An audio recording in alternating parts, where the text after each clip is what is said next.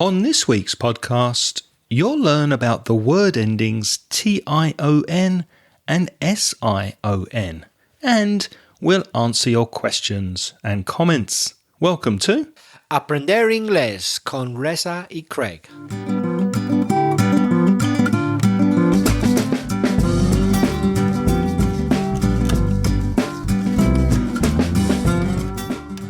Hello, and if you are a new listener to the podcast, you're very welcome. And also welcome back if you're an AIRC-aholic. My name's Craig. And my name's Reza. And with nearly 50 years of teaching between us, Reza and I are going to help you improve your English and take it to the next level. How are you, Reza? I'm doing very well, Craig. I'm enjoying myself here podcasting as usual. How are you? Yep, I'm really happy to be podcasting again this week because we've got some fantastic feedback from our lovely listeners. And we're beginning this week with Eric from La Gomera. Hello guys, I'm Eric from La Gomera again. First of all, thank you for all the APE information. Well, I'm only sending you this message because I wanted to listen to a little exercise I did about pace. I'm going to do like two voices because it's like a conversation. So, yeah, if you could give me some feedback. Hi Sarah, how's it going? Why didn't you come to the party yesterday? Oh, hi Joe. Well, I had plenty of stuff to do. I have 2 exams this week and I'm so nervous. It's okay. We really had a good time. Maybe next week we'll make another one. Will you come? Oh, sure. I have those days free. I could bring some drinks from my store and make a cake. I love chocolate cake. That sounds great. See you.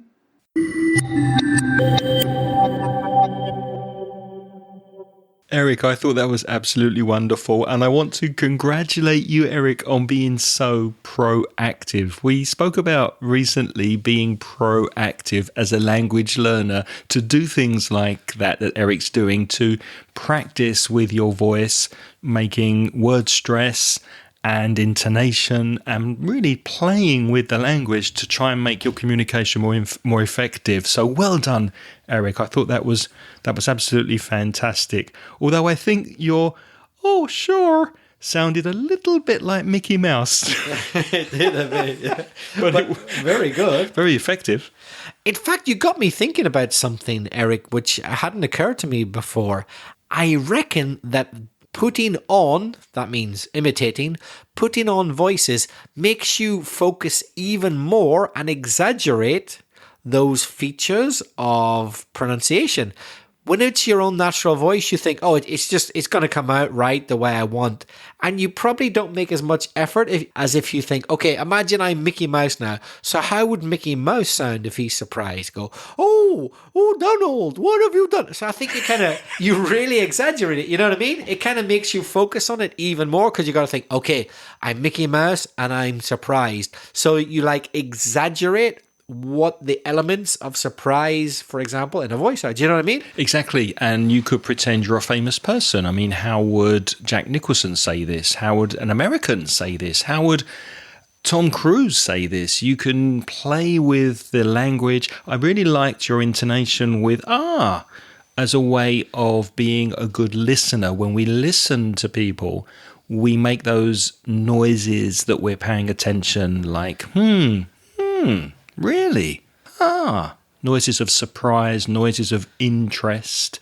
And you said, I'm so nervous. So really good stress with so.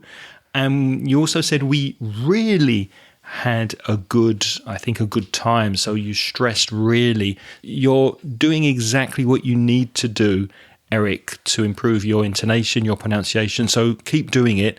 And anyone who would like to try, just send us in your dialogues and we will give some feedback on it.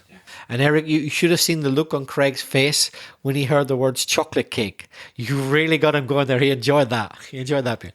Although we did have a piece of chocolate cake before recording, which was very nice with our coffee. Next, we have a voice message from Jose Ignacio.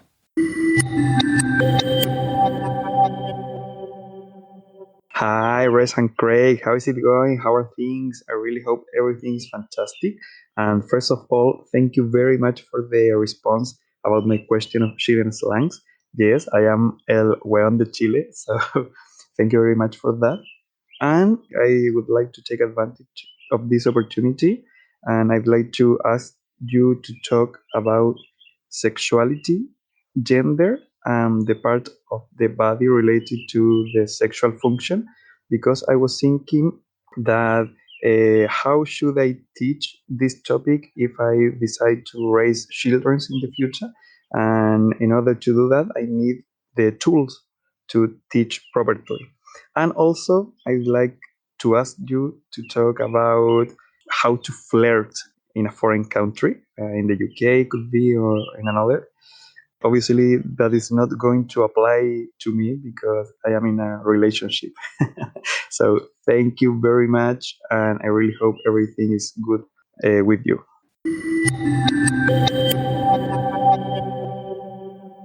Thank you very much for your message, Jose Ignacio. And as much as we would love to talk about how to have sexual intercourse, because when you're at my age, the only thing you can do is just talk about it. We already have covered and looked at a lot of that vocabulary. If you go back to episode 183 of the podcast, so that's inglespodcast.com/183, we spoke about how to take your relationship to the next physical level in English. And you'll find lots of vocabulary about sex and how we speak in English about having sex. And as far as flirting's concerned, we've spoken about that also. Go to episode 338, inglespodcast.com/338, how to flirt and start a conversation in English. Yes, as we mentioned in that episode, if you listen to it, you'll hear. Let me repeat it again. Yes, we can give you some useful words, phrases, expressions about flirting and sex. But if you want tips on how to be good at it, because you're not sure, listening to us is a bit like the blind leading the blind. So English, yeah, but how to be good at it, we've no idea. No, he did say that he's in a relationship anyway. I think he's just curious about the expressions. But yeah, we're not the people to ask for advice, as we repeated many times in episode 338. One small thing, Jose Ignacio, be careful of the plural of child. You said children's with an S. That's not correct, because child is the singular, one child, and children is an irregular plural. So children for more than one child. Next, we have a voice message from Luis from Venezuela.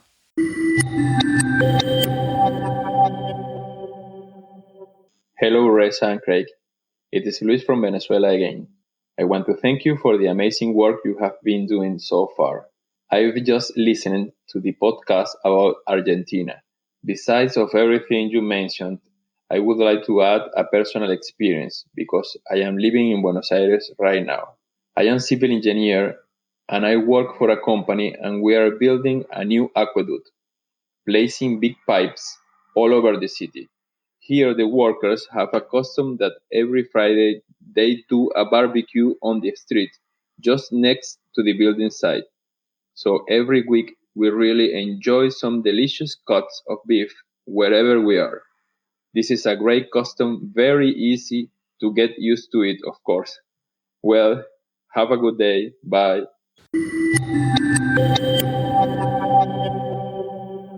Thank you very much, Luis, for your message. Luis said that he comes from Venezuela, but he's actually living in Argentina at the minute. We've already done a podcast on Argentina, but I must admit we still have Venezuela pending. We'll have to do a podcast about Venezuela. We haven't done one yet. But if you want to listen to the podcast about Argentina, it's episode 294. So go to inglespodcast.com/294. Well, your message was very clear, Luis, and it sounds like you're enjoying yourself there in Buenos Aires. I would just make one little change, perhaps.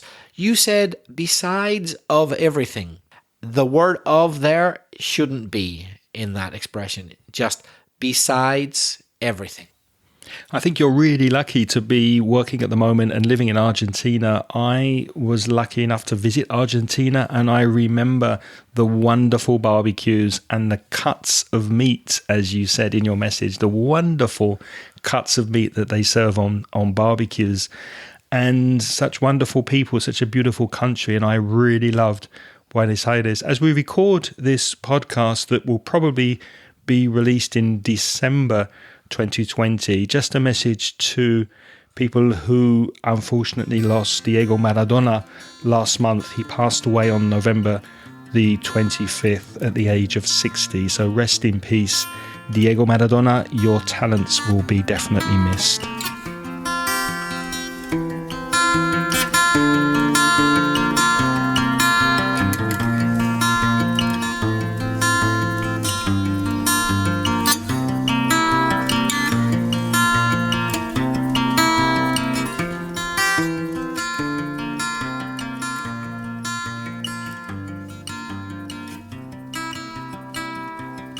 Okay, now we've got another voice message a bit closer to where we are. This message is from Igor from San Sebastian.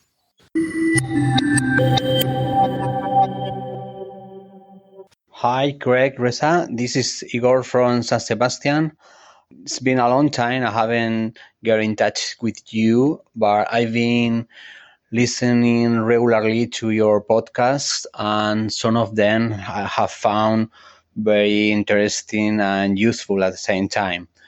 In particular, the one that you made some weeks ago about portmanteau words, I found it very interesting. And taking advantage of this record, I would like to suggest to you another topic for our next episode that could be the Latin suffix of tion for so many words that we use both in English and Spanish. I would like you could talk about these words because I think some of them could be tricky words because we use with different meanings in English or Spanish. And that's it. Thank you very much for your great job, for everything, and for your compassion of the criticism of this audio record. I'm still being very proud and happy alcoholic and Patreon at the same time, and that I never tried to unhook of this anyway. So thank you very much, and bye bye.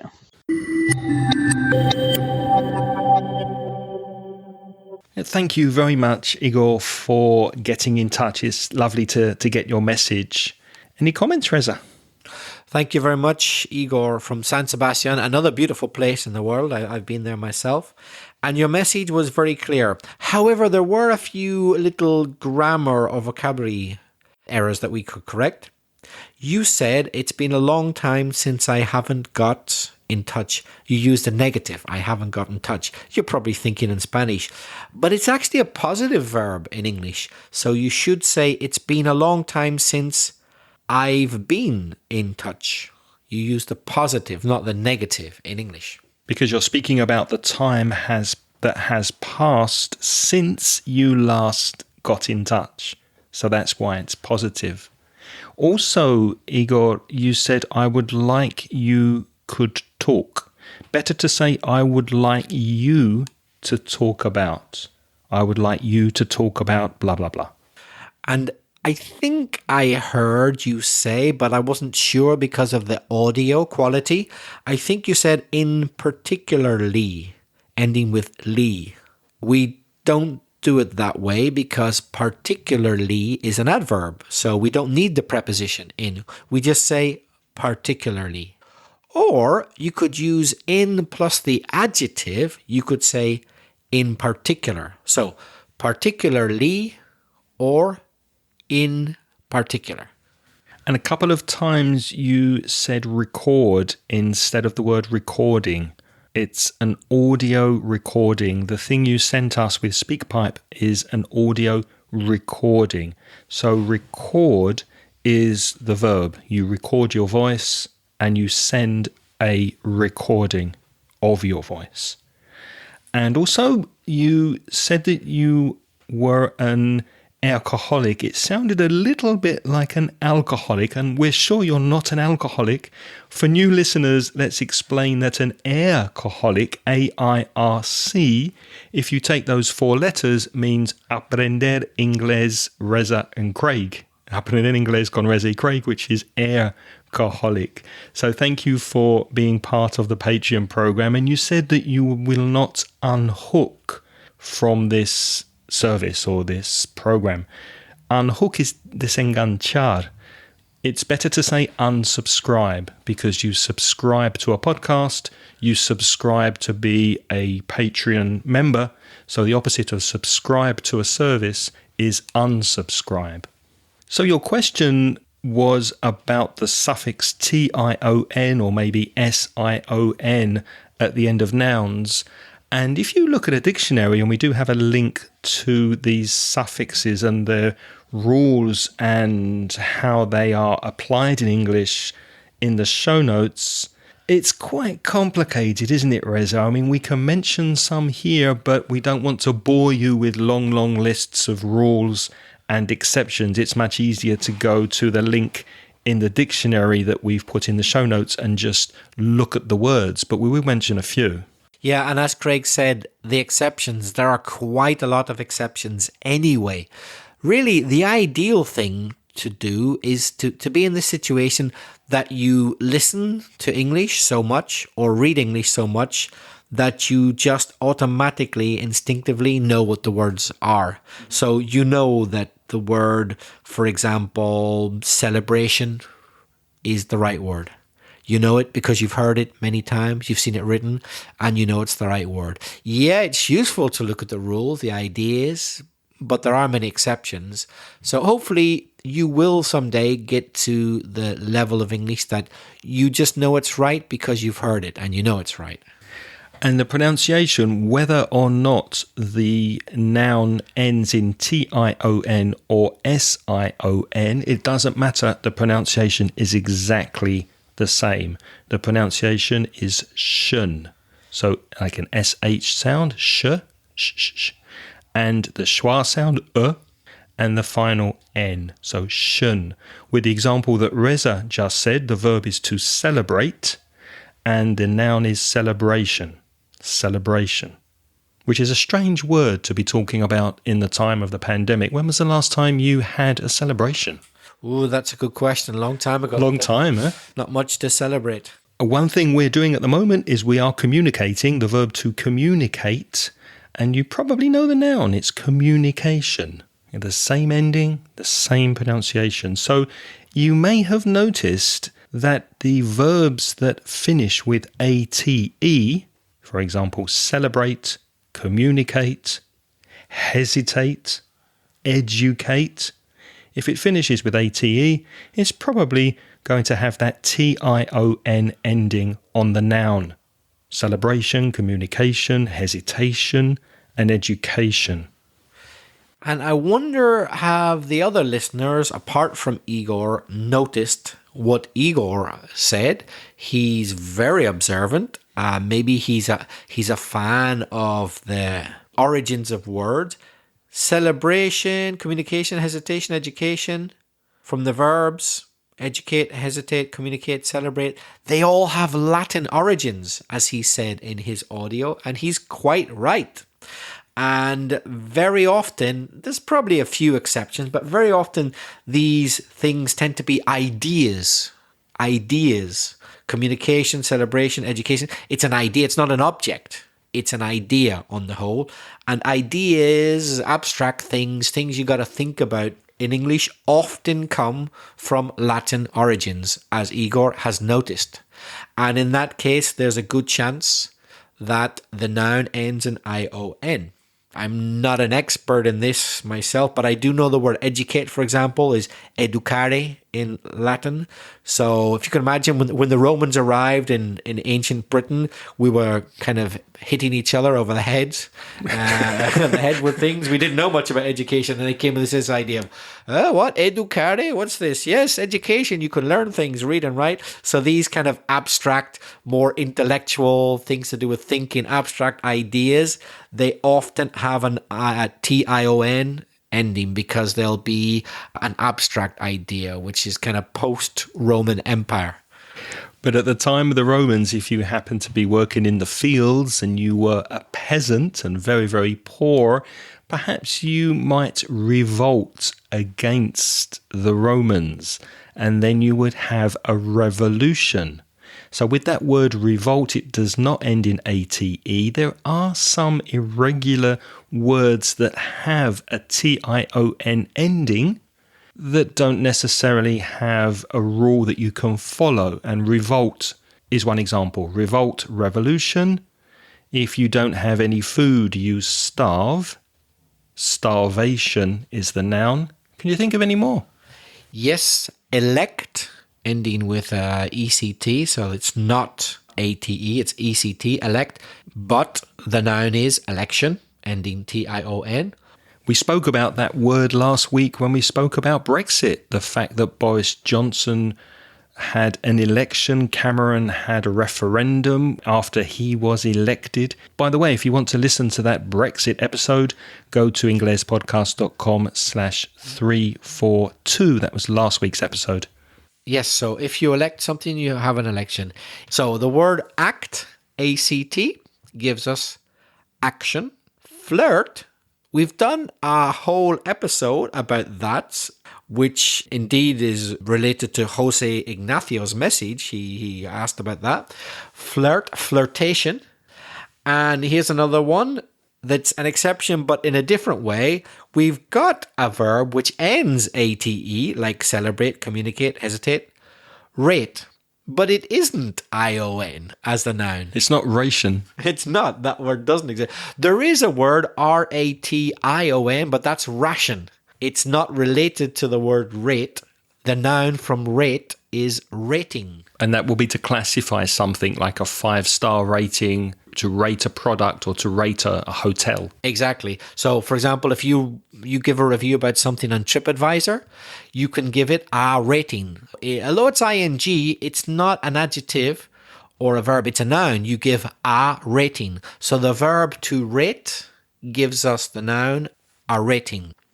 By the way, if you would like to rate this podcast, and we haven't said this for quite a long time, but if you go to Apple Podcasts, iTunes, you can rate this podcast and give us a rating from 1 to 5 stars if you feel like doing that.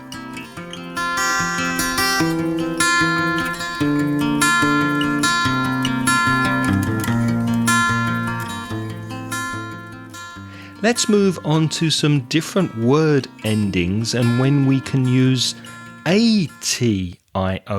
So not only TION, but ATION or Asian. And this does apply to verbs ending in IZE or IZE if you're listening in the US, ISE, and also verbs ending in IFY. So let's give the listeners some examples. Just before we do that, Craig, IZE, ISE at the end, what's the difference? ISE tends to be the suffix of the UK British English spelling, and IZE, or as they would say in the US, IZE, tends to be the spelling of American verbs, American English verbs.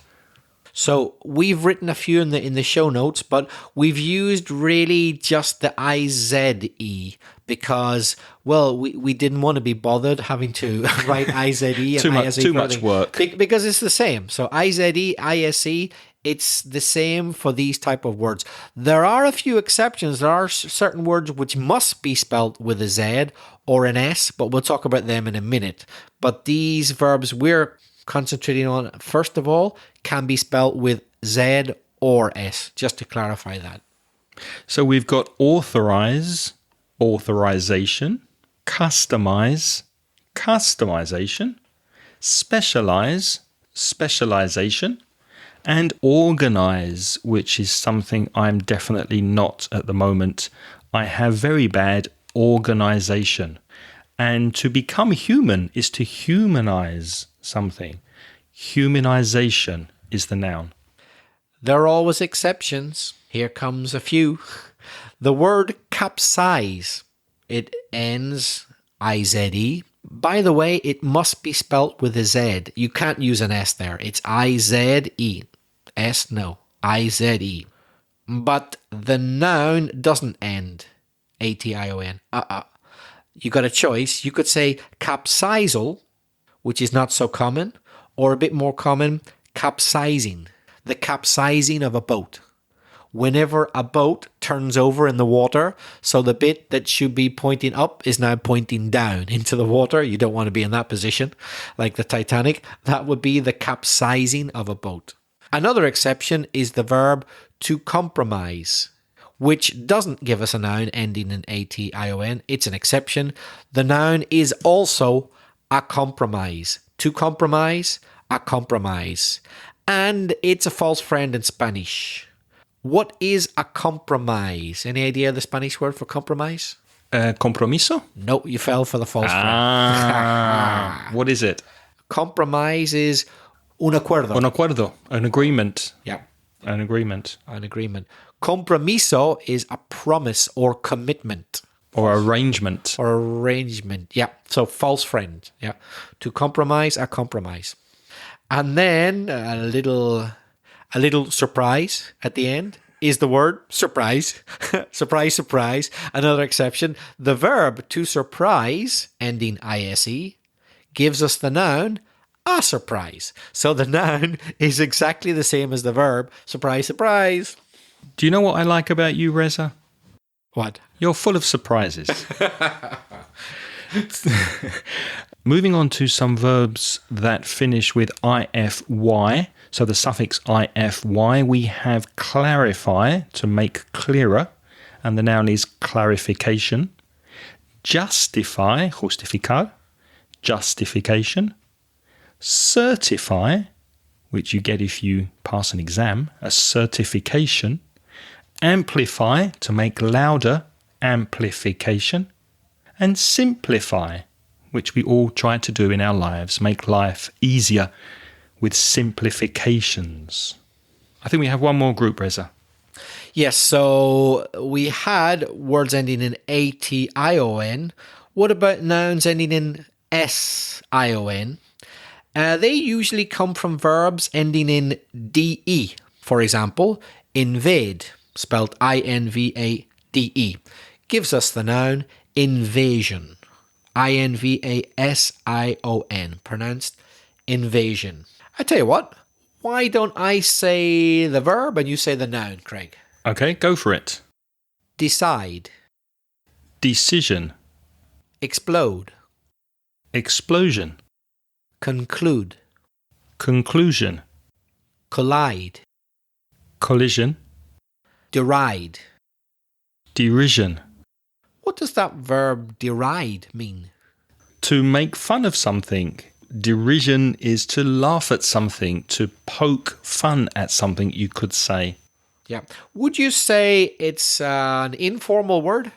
No, it's quite a formal word and not too common. But another example of a S-I-O-N suffix. Remember, the pronunciation of all the suffixes we've spoken about is the same. It's tion. Remember that. And for more information and more detailed rules, go to the link in the show notes. We've linked to a free dictionary that will give you a lot more detail that we've had time for in this episode. The link for that can be found at inglespodcast.com/343. And now it's your turn to practice your English. We would love to hear from you. Please send us a voice message and practice your English. Go to SpeakPipe, speakpipe.com/inglespodcast. Or you could send us an email with a comment or question. Where can they write to, Reza? If you want to write, it's Craig at inglespodcast.com or belfastreza at gmail.com. You could also visit the Mansion Inglés online store to search for a paid course. Go to store.mansioningles.net. And many, many, many thanks to all of you who continue to help us by supporting this podcast on Patreon. We don't have time to say all of your names here, but they can be seen on the Patreon website. You can join our program on Patreon for a minimum of $1 per month plus VAT tax, and you get instant access to recent transcriptions of this podcast. Go to Patreon, patreon.com/Ingles podcast. Reza, who are the lovely people who have joined the Patreon program this month?